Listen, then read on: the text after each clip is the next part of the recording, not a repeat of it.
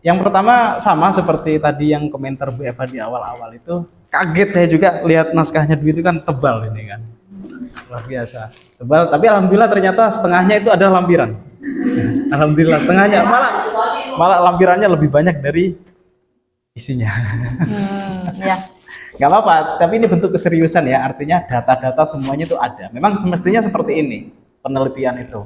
Dari mulai bahkan jadwal penelitian, surat-surat dari awal sejak mendapatkan surat rekomendasi penelitian itu memang sudah harus dicantumkan. Tapi keren. Yang pertama adalah saya kaget dengan kata pengantar. Kata pengantar saja sudah seserius itu. Pakai metrai 10.000. Pakai mate 10.000 asli lagi. Materainya salah namanya. Salah. Enggak salah, itu seharusnya di ini pernyataan. Ini yang tadi sama seperti penjelasan saya taat administrasi. Iya, pernyataan plagiasi ini justru nggak ada. Tadinya saya udah gentar. Ini kata pengantar saja materi 10.000, apalagi yang lain-lain gitu kan, menandakan keseriusan gitu. Iya. Nggak dicantumin berarti Pak. Gitu. Saya nunggu ada antap. Iya, ada antamnya. Salah. Kurang pengetahuan keasliannya. Nggak tahu ada antamnya nggak? Ada. Ada Pak, keselip antamnya nggak kelihatan aja. Iya. Itu ya. Jadi tadi saya jelaskan di pagi itu kan, nggak perlu saya ulangi lagi bahwa berkas resmi itu cuma satu dan itu dipegang oleh penulis saja. Sedangkan kita dikasih kopiannya. Oke. Yang kedua, abstrak. Saya nggak akan bosan-bosan karena abstrak itu harus yang simple. Punya Dwi sudah selesai, sudah bagus, cuman terlalu banyak, terlalu bertele-tele di metode penelitiannya ya. Abstrak sudah oke. Nah, paragraf keempat itu tidak perlu ada kesimpulan abstrak dulu, kecuali pembanding. Misalnya, penelitian ini sebanding dengan penelitian Pak Raden Arif tentang apa, atau membantah mengcounter penelitian yang sebelumnya dilakukan oleh siapa. Karena hasilnya begini, punya saya begini, itu boleh. Kalau kesimpulan nggak perlu ya, karena sudah ada tujuan. Oke. Kemudian tadi juga masih berkelanjutan dengan apa yang menjadi komentar dari penguji satu tentang tidak beraturannya sistematika. Justru penulis itu menekankan sistematika tapi tidak mengikuti pedoman yang ada. Sampai-sampai lupa mungkin di profil itu sudah ada kajian yang ada, di bab inti itu kembali menyajikan sajian yang ada di profil ya, tentang profil Yapan. Iya. Bab 4 semestinya nggak usah. Halaman berapa tuh bab 4 tuh? Terlalu semangat ini Dwi ini. Banyak. Ya. Oh ya, di halaman 47 itu semestinya tidak perlu karena langsung menyajikan hasil temuan. Ya, hasil temuan ya. Oke, itu cukup di bab 3 saja. Bab 3 ini ada 10 kebanyakan sih. 6 sampai 8 sudah cukup. Kemudian di sama seperti komentar saya waktu ujian proposal ya. Pertama saya menanyakan masalah, tidak ada masalahnya, seperti tidak dikembangkan, tidak ditambahkan ya. Masalahnya apa? Misalnya terjadi pergolakan pemahaman transnasional sehingga membuat Indonesia itu kebingungan apakah bertahan atau tidak menggunakan. Misalnya sebagian kita yang terlalu sekuler itu memandang kaum agamawan sebagai fundamentalis misalnya. Sehingga Islamofobia itu muncul dari situ. Ada orang pakai kerudung, kata orang sekuler, ini pasti orang kolot kan gitu. Sebaliknya bagi orang agamis, ketika ada orang yang berpenampilan tidak islami dalam tanda kutip dikatakan sebagai orang tidak beragama, bahkan ini calon penghuni neraka kan gitu ya. Nah ini kita bertabrakan itu misalnya dicantumkan di latar belakang itu keren sekali Dwi. Satu. Yang kedua, penulis tidak memiliki landasan konteks yang kuat. Misalnya seperti wacana tadi yang saya sampaikan itu tentang fundamentalis dan sekuleris gitu ya. Misalnya penelitian ini berusaha untuk menyasar satu, walaupun tidak ada hipotesanya, menyasar satu hal tentang moderat misalnya. Dengan adanya integrasi antara kegiatan Hari Besar Islam, Isra Mi'raj dengan Kartini, itu membuat orang itu akan menjadi moderat. Artinya dia selain Islami juga mempertimbangkan hal-hal yang sudah menjadi adat budaya di Indonesia. Tidak memiliki landasan itu. Makanya penulis seperti kebingungan mau kemana ini pergi gitu kan. Seperti kata Seneca, no hay viento favorable para el que no sabe a dónde va. Angin itu nggak akan menguntungkan bagi orang yang nggak tahu kemana dia akan pergi kan gitu. Mau ke sana, hatinya ikut ke sana. Kira-kira itu dulu. Nah, saya rasa nanti diperkuat itu ya, perkuat buat kajian teorinya itu kajian teori operasional sehingga memiliki apa namanya pisau analisis yang berlandas pada filosofis, walaupun nggak terlalu filsafat tapi filosofis dan ada historinya juga dan lain sebagainya, itu nanti akan lebih menarik gitu. Ada komentar tentang ini nggak? Barangkali saya luput dari pembacaan, ternyata Dwi sudah melakukan itu dari komentar saya waktu proposal sampai sekarang. Cukup kok, cukup. Makanya minumnya yang banyak deh. Tapi sudah mandi kan? Minumnya fresh care banget. Iya. Iya. Oke. Satu hal lagi yang kenapa dari awal saya sebetulnya keren gitu ya penelitiannya, tapi menanggalkan prinsip-prinsip penelitian referensinya nggak ada di bab inti itu. Ada, coba lihat ada nggak? Iya. Nggak ada kan? Nggak ada satupun footnote di bab 4 ya. Udah hasil kan? Nah, hasil pun analisis, memang iya analisis yang Dwi sajikan itu, yang Dwi tuliskan di situ, apakah murni dari pemikiran sendiri? Enggak kan? Kalaupun iya menganalisis, tidaknya kan punya terinspirasi dari buku orang lain, dan itulah fungsi dari data primer dan sekunder. Data sekunder apa? Kan ditulis di situ buku, jurnal, artikel dan lain sebagainya. Emang itu nggak dipakai di bab inti? Harusnya dipakai kan? Yang kedua, kita nggak tahu ini hasil wawancara itu yang mana, footnote-nya yang mana itu nggak jelas. Nah, maka dari itu, apakah mau jadi nabi gitu kan? Dapat ilham gitu. Oke, berarti pakai footnote ya Pak? Ya, harusnya dikasih footnote, jadi bisa ketahuan kalau ini adalah data primernya, kemudian tambahan kita itu yang mana, sumbangan analisis dari orang lain itu yang mana, itu harus ada. Kalau tidak, ya ini seperti nggak menganut prinsip penelitian yang ideal gitu. Oke.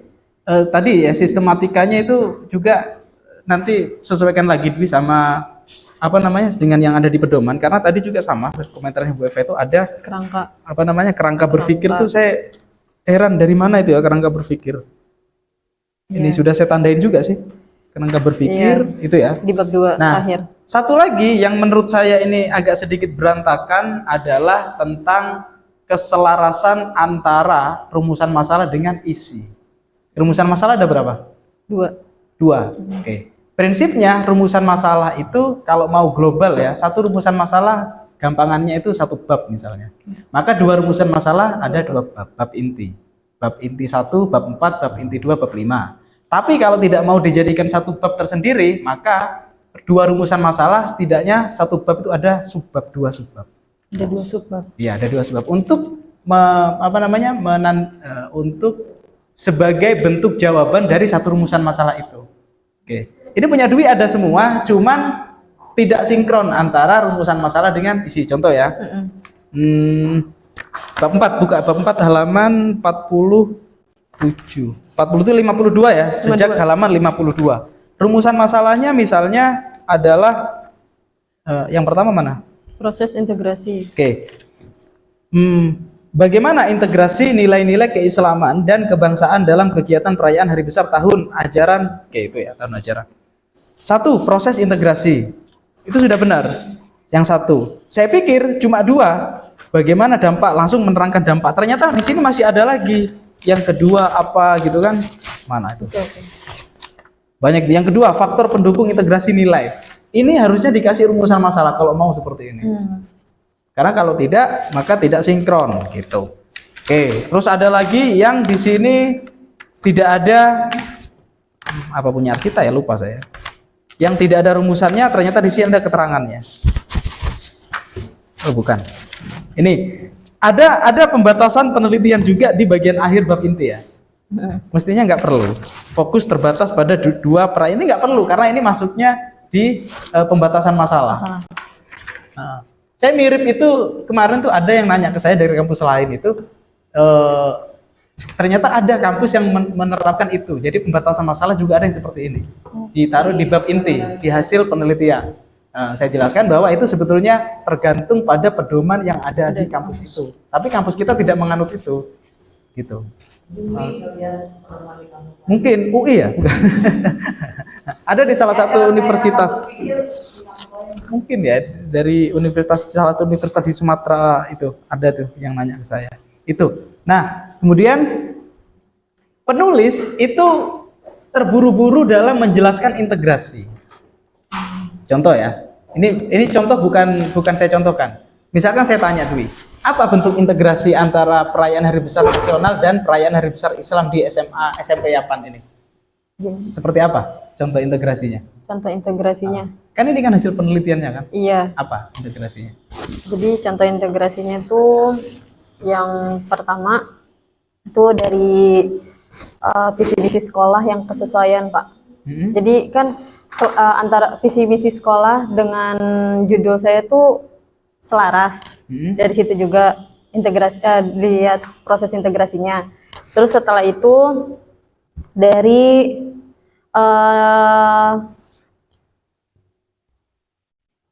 rangkaian kegiatan. Oke, mana yang lebih dulu ada kegiatan dua perayaan hari besar ini dengan visi misi sekolah? Visi misi sekolah. Oke, berarti ungkapannya logikanya agak meleset ini, karena integrasi nilai keislaman, perayaan hari besar Islam dan keagamaan sama dengan melahirkan visi misi itu. Kalau memang hasil integrasinya adalah visi misi. Menurut saya ada kesalahan berlogika ya. Oh. Iya, pokoknya kan dilihat dari visi misi sekolah juga, keselarasan. Terus habis itu, yaitu perayaan hari besar kan, karena di sekolah Yapan tuh sering melaksanakan hari besar juga, perayaan hari besar nasional dan keislaman. Jadi saya melihat proses integrasi dari situ karena pihak sekolahan itu sering melaksanakan. Beda halnya kalau bahasanya itu begini. Sebagai bukti bahwa SMP Yapan ini menjalankan integrasi budaya, integrasi kebangsaan dan keislaman adalah amanat dari visi misi. Nah itu oke. Kalau bahasanya begitu. Kalau integrasi hasilnya visi misi itu salah karena visi misi jauh lebih dulu ada dibandingkan kegiatan ini, gitu loh. Oke ya. Nah, kenapa begitu? Karena tidak ada di sini penjelasan mengintegrasikan dua kegiatan. Yang ada itu integrasi kebangsaan, integrasi keislaman tersendiri kan? Iya. Oke, saya menilai ini bukan berdasar analisis tapi hanya menarasikan laporan. Apa yang didapatkan dari sekolah ditulis di sini gitu kan? Makanya kebingungan ketika dimasukkan footnote yang mana lagi pasti gitu, ya kan? Iya. Nah itu Dwi. Jadi terburu-buru dalam mengartikan integrasi budaya. Integrasi keislaman dan kebangsaan. Oke, maka dari itu kalau bentuknya masih seperti ini, maka dipecah lagi rumusan masalahnya. Rumusan masalah yang pertama itu dipecah. Apa? Bagaimana bagaimana nilai-nilai keislaman di SMA Yapan? Yang kedua, bagaimana nilai-nilai kebangsaan di SMA Yapan? Baru yang ketiga, bagaimana integrasi nilai-nilai keislaman dan kebangsaan di SMP Yapan Indonesia gitu.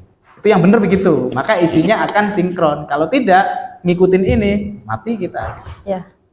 Karena dari awal sudah ngegas ini. Bagaimana integrasi nilai sudah ngegas. Ternyata yang kedua sepele. Bagaimana dampak yang walaupun tadi di komentarin Bu Eva, dampak itu mengarah pada kuanti gitu ya. Nah itu agak ribet. Terus ini nggak perlu ya.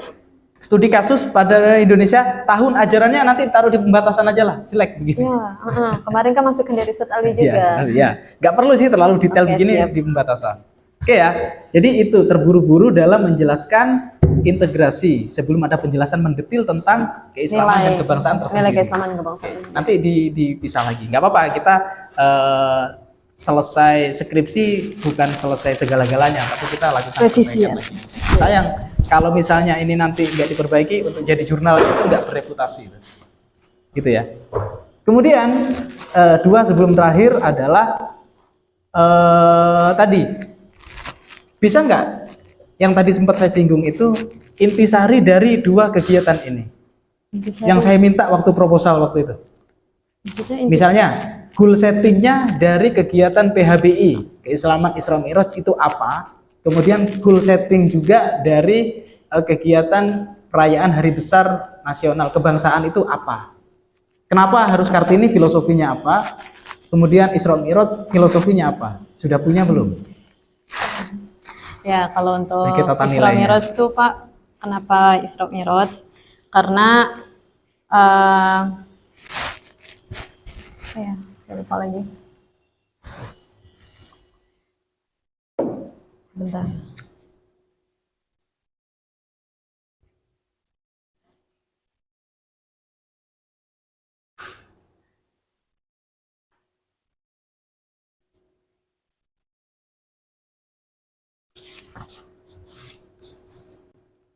Kenapa Isra Mi'raj?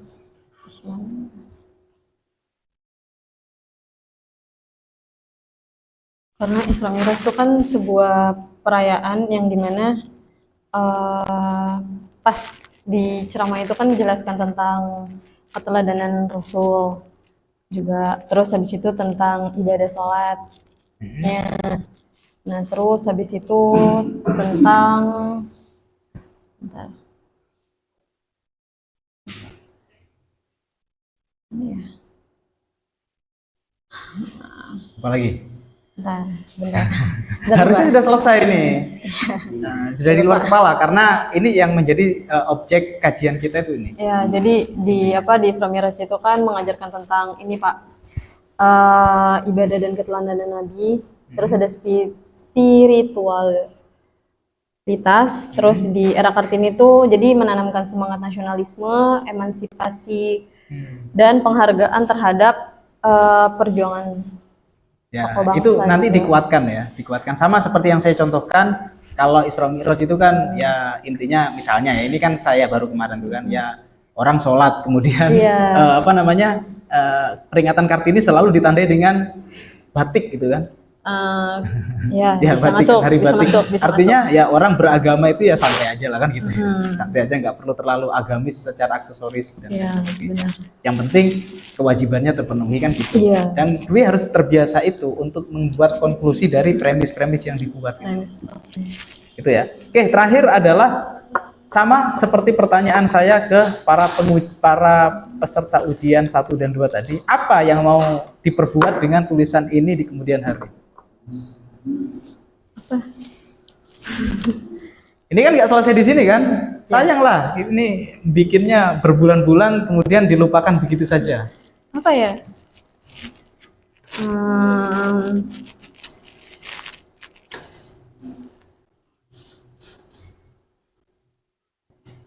Apa ya penulisan ini?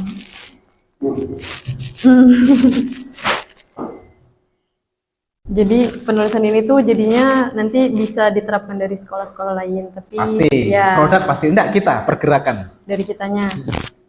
yang mau diperbuat Yang mau setelah diperbuat. lulus. Setelah lulus, setelah lulus nih saya mau ngapain? Apa sih? Nggak punya planning hidup. Ada Pak, ada. Oh, ada ya? Ada, planning hidup ada, cuma masih dirahasiakan. Oh, wow, berat. Apa Pak? Nanti dulu Pak, belum jadi PNS. Oh, PNS. Ya, itulah maksud saya kenapa harus ini kalau motivator kan gitu ya, harus direncanakan hidup kita tuh nanti mau jadi apa, sukses selalu kan gitu. Iya. Gitu ya. Jadi penelitian yang kita lakukan itu memang boleh jadi sekarang atas dasar keterpaksaan yang penting memilih judul kemudian di ACC selesai skripsi. Yes. Ada kalanya orang-orang seperti itu nanti akan merasa bahwa ternyata ini bidang saya gitu. Oke. Bisa jadi S2, S3 dan lain sebagainya, nantilah SS yang lain itu justru akan menginspirasi kita, ternyata pergerakan kita tuh dari sini gitu loh. Bagus, emansipasi wanita salah satunya kayak gitu. Jadi kita jadi pelopor. Biar nggak direndahin mulu wanita. Kampanyekan itu. Ya dari tadi kenapa nggak jawab itu? Sekarang baru gini. Oke ya. Ya. Ada tanggapan? Tanggapan? Cukup Pak? Cukup. Baik, itu saja mungkin komentar dari saya. Nanti kalau ada yang keinget nanti ditambahin lagi. Oh iya, ininya ya. Jadi dari peserta 1, 2, 3 yang sekarang ini kalau bisa, karena sekarang sudah terbaru. Jadi kalau bisa referensi jurnalnya itu muatannya 75% lah. Selain jurnalnya 25%. Kenapa? Karena update gitu loh. Karena kan buku kan itu 5 tahun terakhir kita nggak pakai sebetulnya, karena di perpus kita juga masih belum update. Maka dari itu disiasatilah jurnal-jurnal terbaru itu kalau bisa diperbanyak gitu. Dari sekarang juga yang semester 2, 4 dan sebelum semester akhir ya, kalau bisa sudah dibiasakan untuk akses jurnal.